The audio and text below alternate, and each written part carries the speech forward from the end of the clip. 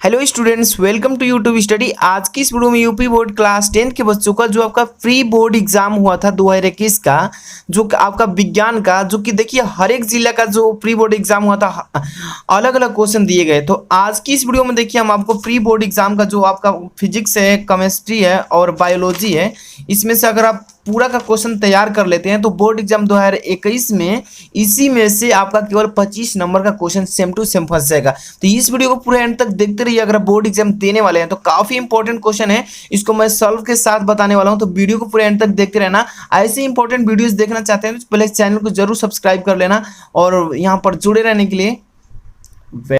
तो देख सकते हैं कि जो फर्स्ट हाफ का खंड है क, इसमें हम पहले फिजिक्स को टच करने वाले हैं। तो देख सकते हैं पहला जो यहाँ पर प्रश्न लिखा है कि अ नंबर की एक उत्तल दर्पण की फोकस दूरी 20 सेंटीमीटर है, इसकी वक्रता त्रिज्या क्या होगी।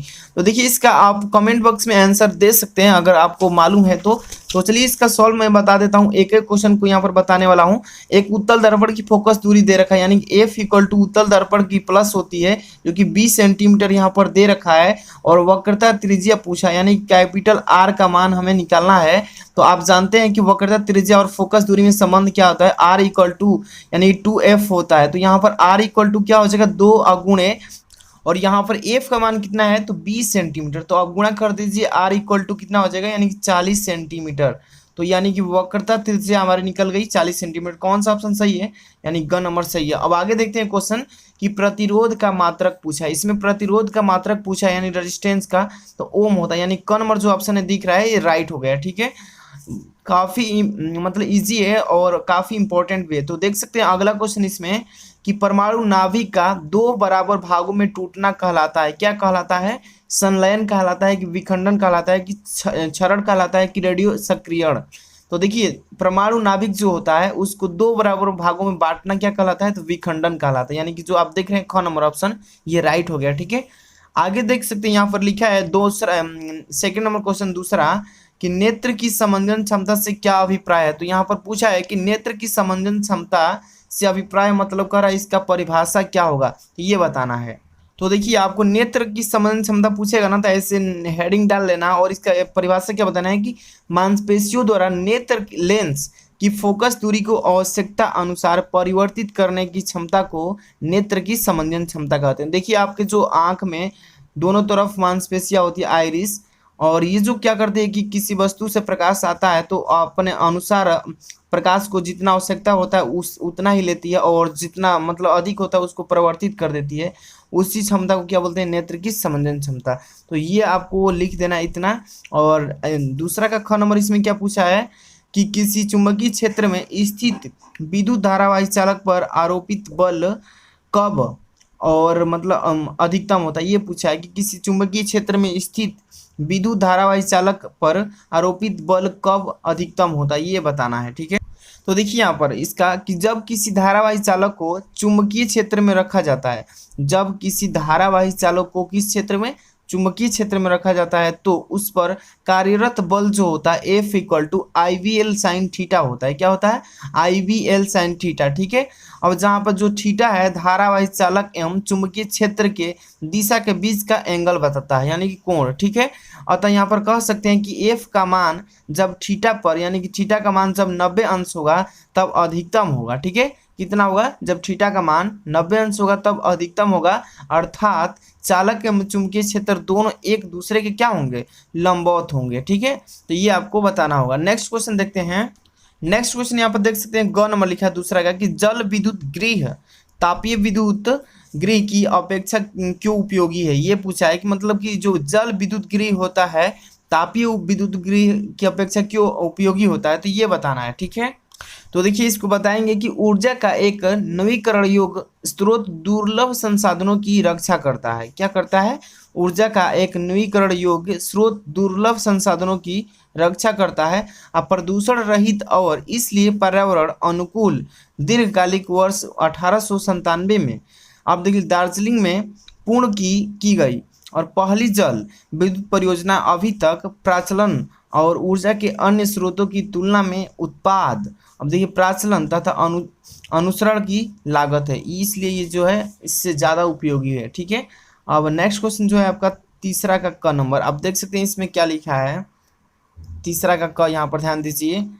लिखा है इसमें कि एक अवतल दर्पण से फोकस तथा वक्रता केंद्र के बीच स्थित वस्तु के प्रतिबिंब का किरण आरेख बताइए तथा प्रतिबिंब का प्रकृति भी बताइए तथा इसका आकार भी बताइए। ठीक है, तो यहाँ पर दो क्वेश्चन है, एक अथवा में भी दिया है, प्रकाश के प्रकीर्णन को समझाना है यहाँ पर, और किस रंग के लिए प्रकाश का प्रकीर्णन सबसे कम होता है। ठीक है, ये बताना है। तो सबसे पहले देखिए तीसरा का क नंबर, ये जो पूछा है कि एक अवतल दर्पण से फोकस दूरी और वक्रता केंद्र के बीच की स्थिति का प्रतिबिंब बनाना है। तो देखिए अवतल दर्पण सबसे पहले खींच लेना है और फोकस और वक्रता केंद्र के बीच वस्तु रखना है और तब इसका प्रतिबिंब बनाना है। कहाँ पर वस्तु इसका प्रतिबिंब बन रहा है। ठीक है, तो देखिए यहाँ पर तो ध्यान दीजिए, सबसे पहले यहाँ पर एक अवतल दर्पण बनाएंगे। ठीक है, अवतल दर्पण बना लेंगे इस तरीके से,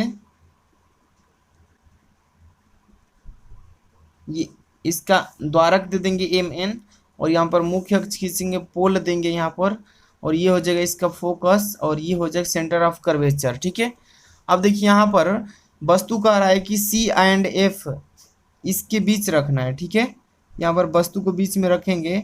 ये प्रकाश जो है दर्पण से टकराने के बाद फोकस से होकर गुजरेगा और एक वस्तु से प्रकाश जो जाएगा ये फोकस से होकर जाएगा, जो कि दर्पण से प्रवर्तन के पश्चात ये मुख्य अक्ष के समांतर सीधे प्रवर्तन हो जाएगा इसका।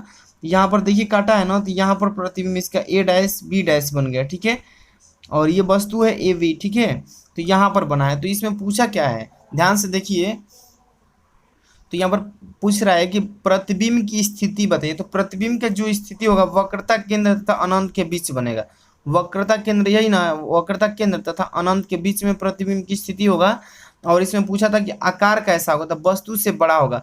वस्तु यहाँ पर है तो वस्तु से ये कितना है, बहुत बड़ा है, यहाँ पर वस्तु से बड़ा होगा। और प्रकृति पूछा है तो इसका प्रकृति जो होगा वास्तविक होगा और उल्टा होगा। ठीक है, यही आपको बताना है। नेक्स्ट क्वेश्चन जो कि देख सकते हैं, इसमें पूछा है अथवा में कि किस रंग के लिए, यहाँ पर सबसे पहले प्रकाश के प्रकीर्णन बताना है, प्रकीर्णन, और इसके बाद किस रंग के लिए सबसे कम होता है। तो प्रकाश का प्रकीर्णन देखिए, तो देखिए इसका मैं डायरेक्ट आपको परिभाषा बता देता हूँ कि प्रकाश का प्रकीर्णन से क्या समझते हैं। तो देखिए जब प्रकाश किसी ऐसे माध्यम से गुजरता है जिसमें अति सूक्ष्म आकार के कण यानी कि विद्यमान हो, तो इन कणों के द्वारा प्रकाश का कुछ भाग सभी दिशाओं में फैल जाता है। इस घटना को ही बोलते हैं प्रकाश का प्रकीर्णन। ठीक है, तो ये बताना था। अब इसी में पूछा है कि किस रंग के लिए प्रकाश का प्रकीर्णन सबसे कम होता है और सबसे अधिक होता है, किस रंग के लिए। तो देखिए लाल रंग के लिए सबसे मतलब कम होगा और बैगनी रंग के लिए सबसे अधिक होगा। ये तो मैं बहुत बार बता चुका हूँ।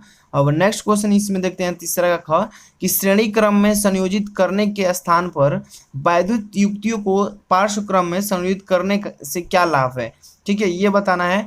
या फैराडे के विद्युत चुंबकीय प्रेरण के नियमों की व्याख्या कर देना है और प्रेरित धारा की दिशा कैसे ज्ञात करना, ये बताना है। तो देखिए ध्यान से, पहले ये बता रहे हैं कि श्रेणी क्रम में संयोजित करने के स्थान पर वैद्युत युक्तियों को पार्श्व क्रम में संयोजित करने से क्या हमें फायदा होता है। तो देखिए श्रेणी क्रम में संयोजन करने से क्या फायदा। तो देखिए सबसे पहले इसको बताएंगे, श्रेणी क्रम में संयोजित करने के स्थान पर वैद्युत युक्तियों को पार्श्व क्रम में संयोजित किया जाता है, क्योंकि यदि श्रेणी क्रम में संयोजित कोई वैद्युत युक्ति खराब हो जाती है बाई चांस, तो पूरा परिपथ जो है टूट जाता है। ठीक है, अर्थात सभी वैद्युत युक्तियां कार्य करना क्या कर देती है, बंद कर देती है, जबकि पार्श्व क्रम में ऐसा कुछ नहीं होता है। ठीक है, पार्श्व क्रम में यदि एक वैद्युत युक्ति खराब हो भी जाती है तो शेष वैद्युत युक्तियां जो है वो सुचारू रूप से कार्य करती रहती है, यही इससे फायदा है। आगे इसमें क्वेश्चन पूछा है फैराडे के नियम, तो ये आप याद कर लीजिए, कोई एक ही करना है इसमें से। और 4 नंबर क्वेश्चन यहाँ पर देख सकते हैं क्या लिखा है कि दूरदृष्टि दोष से क्या तात्पर्य है। तो दूरदृष्टि दोष का मतलब क्या हुआ, जब भी ये दूरदृष्टि दोष की बात है तो इसका परिभाषा आपको कैसे देना है कि इस रोग में, मतलब इस स्थिति में दूर की वस्तु तो स्पष्ट दिखाई देती है परंतु नजदीक की वस्तु स्पष्ट नहीं दिखाई देती है, इस दोष को बोलते हैं दूरदृष्टि दोष। ठीक है, और इसी में एक और क्वेश्चन पूछा है कि इसका निवारण किस प्रकार किया जा सकता है। तो देखिए इस रोग का निवारण करने के लिए अपने चश्मे में अवतल लेंस का प्रयोग किया जाएगा। तो अवतल लेंस लग जाएगा तो ये जो दूरदृष्टि दोष है ये ठीक हो जाएगा। ठीक है, अथवा में पूछा है कि महासागर से ऊर्जा का दोहन कितने रूपों में और किस प्रकार किया जाता है। तो ये अथवा में भी बता सकते हैं। और ये जो देख रहे हैं आपका खंड ख है, तो ये खंड ख, और ये जो आप देख रहे हैं खंड यहाँ पर ये जो आपका खंड ग, इस दोनों खंड का वीडियो एक में लेंगे नेक्स्ट डे। तो इस वीडियो को ज़्यादा से ज़्यादा शेयर करते हैं तो इसका जल्द से जल्द मैं वीडियो प्रोवाइड कर दूंगा। मिलते हैं नेक्स्ट वीडियो में। Thanks for watching.